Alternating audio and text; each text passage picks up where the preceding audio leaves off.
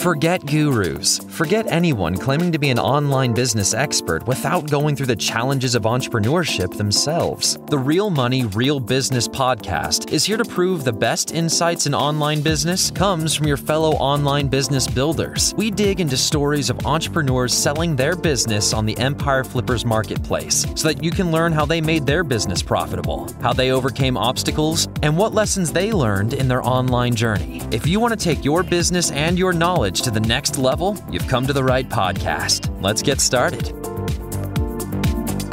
Hey everyone, Lauren here with another great business to discuss on this episode of the Real Money, Real Business podcast. Today's guest is Doran, and he's selling his affiliate, display advertising, and Amazon Associates business on the Empire Flippers marketplace. Welcome to the show, Doran. How are you doing today? I'm doing great. Thanks so much for having me. Wonderful. Yeah, I'm really excited to have you on the show. I'm really looking forward to learning more about your business. But before we dive in, I'm going to go over a brief summary of the business. This is an affiliate, display advertising, and Amazon Associates business created in January 2018 in the pet care niche. The average monthly revenue for the business is $5,316, and it makes an average of $4,985 per month in net profit. For everyone listening, you can visit empireflippers.com/marketplace and search for listing number 58994 to learn more about the business. Or you can unlock this listing to start your due diligence if you're interested in purchasing this asset. The assets included with the business are a domain and all site content and files, 3 additional domains used as 301 redirects, and Facebook and YouTube social media accounts. So now that we've given a general overview of the business, let's hear from the seller. Doran, can you tell us a little bit about your background in building and running online businesses? Yeah, sure. So I got into the SEO space about 7 years ago. Started to learn SEO as an agency. And then there was an opportunity to create a merger and acquisition department there and start to buy and sell websites. So I got into that.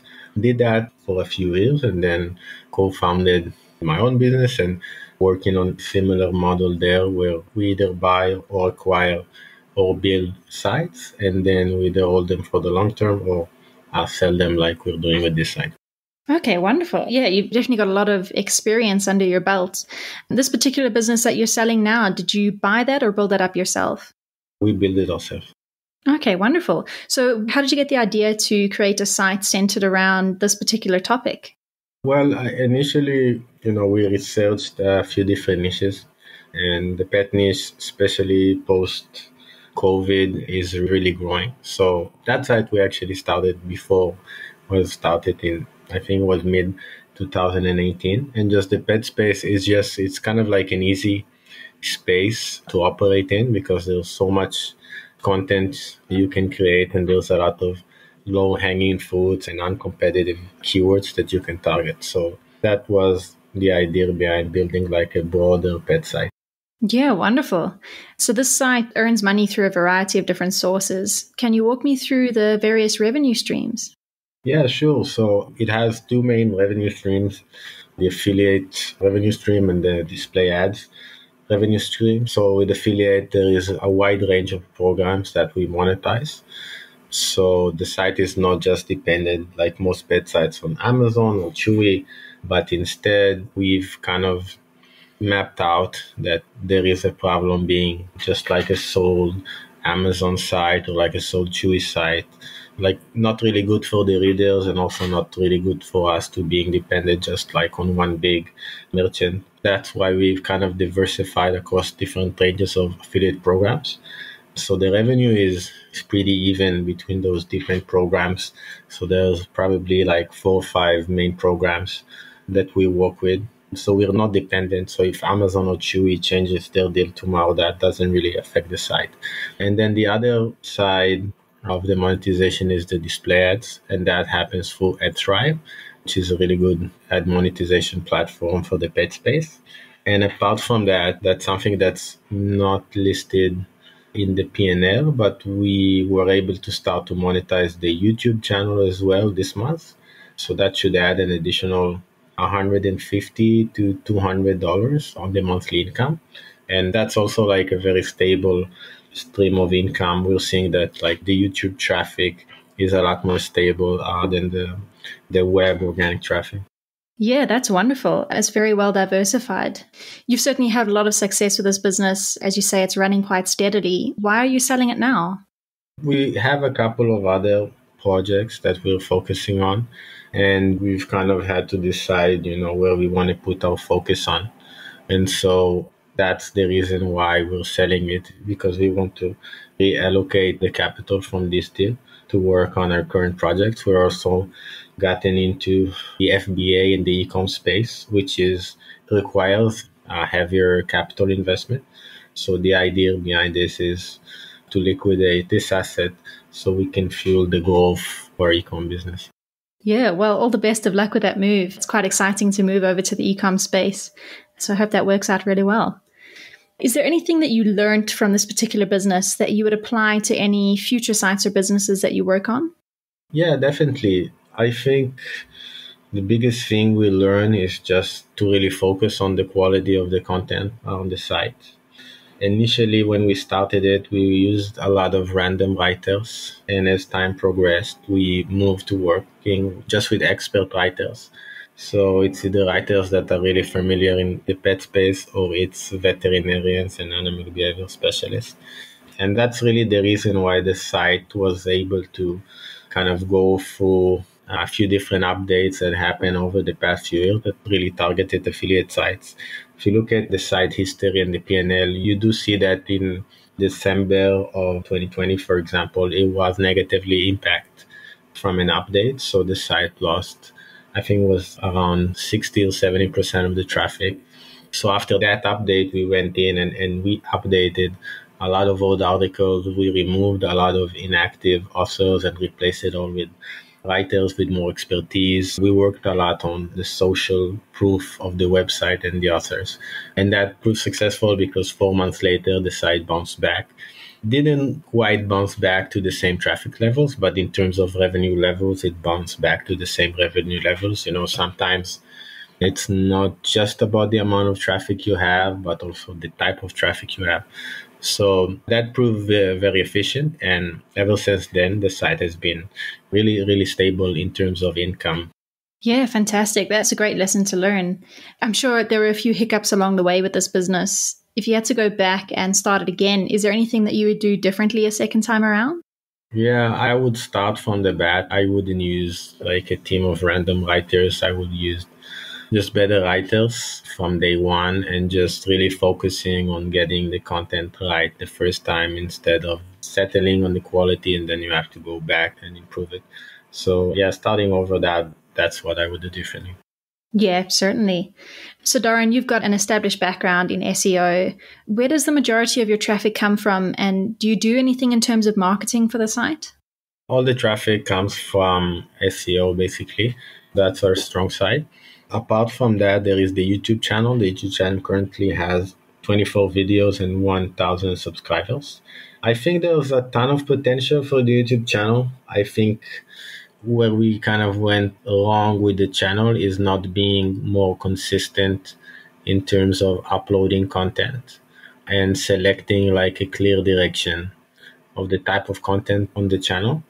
I think that's where a new buyer can really have a lot of success, because if you kind of analyze other successful YouTube channel in the pet space, most of them focus more on kind of like viral videos around different type of like breeds within a certain category of pets and stuff like that. And that's really successful. So I think that's a part where like a new owner can take a direction and just kind of pick something to focus on the channel. And that's where I think the channel can go from having 1,000 users to having like tens of thousands of users and hundreds of like 500,000 views, per month on the channel. And that can be an additional revenue stream for the site that's not dependent just on the organic traffic. So that it kind of allows for a good balance between, the organic traffic from Google and then the traffic from YouTube.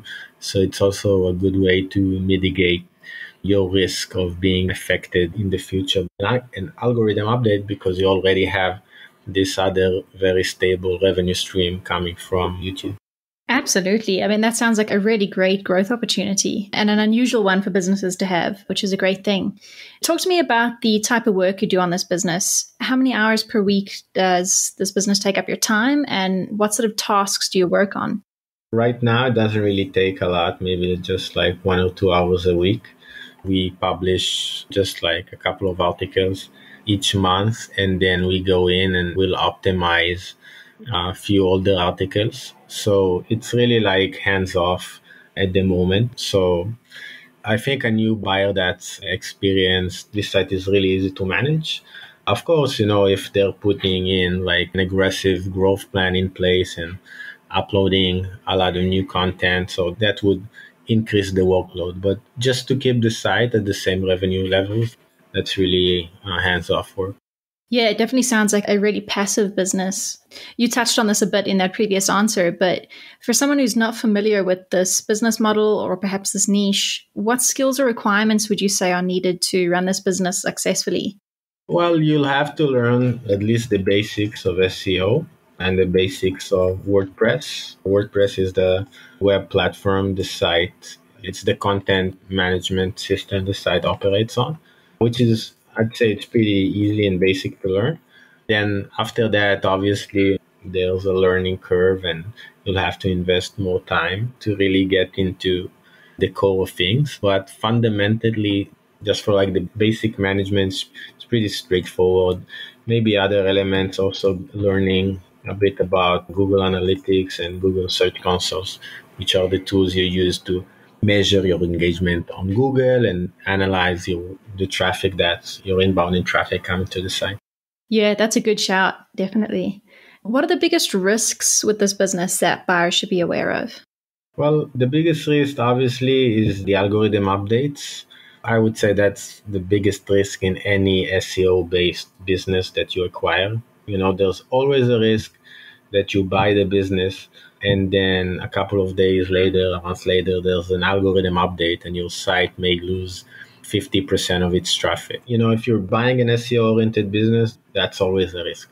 Other risks involved are changes in the terms of the affiliate programs. So you could be paying, for example, Amazon over the past 4 years, they dropped their percentages twice. So potentially they can drop the rates again. Chewy may change the rates again, and then other affiliate programs may do the same, and some brands could even close their affiliate programs. The good thing about the pet space is there's a wide variety of affiliate programs. So even if those programs get shut down, there's a lot of other pretty good alternatives that you can find. So I would say those are the two biggest risks, the algorithm updates and then changes in the affiliate terms. Yeah, absolutely. Obviously, navigating those risks is going to be a concern for the buyer. How much support are you willing to offer the buyer to help ease that transition? Well, we're offering the basic support, which I think is like 30 days and 2 calls and whatever is listed there. But obviously, if the new buyers, there's a good relationship and they need further assistance, then that's totally fine. And for me, it's very important that a buyer has a good buying experience with us. So that's the main thing. So I'm always open to help out, even after that initial period has ended. Wonderful. Yeah, I think buyers are going to be very grateful for that. When it comes to negotiating the sale, would you be open to negotiating something like an earn-out agreement?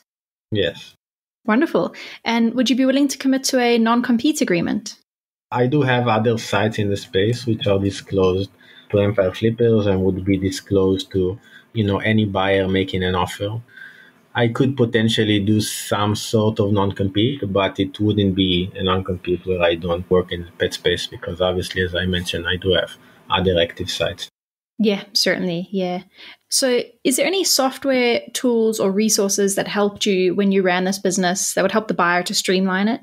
Nothing much, really, just an SEO tool like Ahref or SEMrush and then Google Analytics, Google Search Console. That's pretty much all you really need.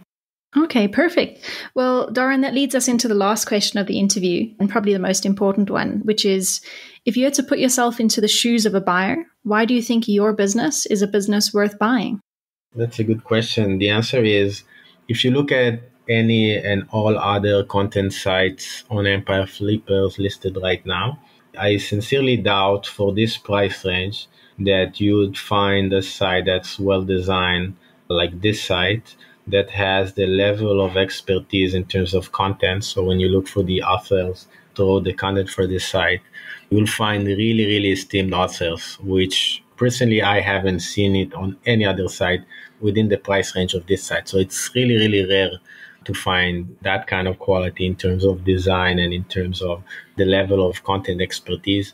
And then the last thing is the site also has some customizations in terms of plugin that allows it to generate comparison tables and kind of like these product mini reviews that make webmastering work a lot easier and a lot faster. So potentially if you're paying a freelancer to do that for you, you would just pay him a lot less because a lot of it is automized.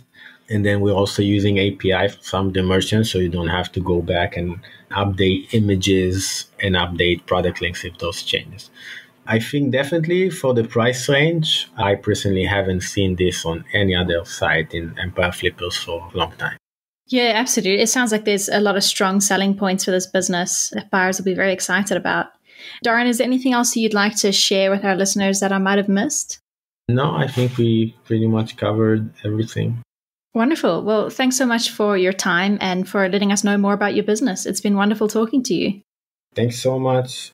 All right, everyone. Thanks for listening. To learn more and see if this listing has already been sold, head over to empireflippers.com/marketplace and search for listing number 58994. If you're watching this on YouTube, click the link in the description to go straight to the listing. Once you've unlocked this listing, you'll be given everything you need to know about this business. So until next time, enjoy your digital journey.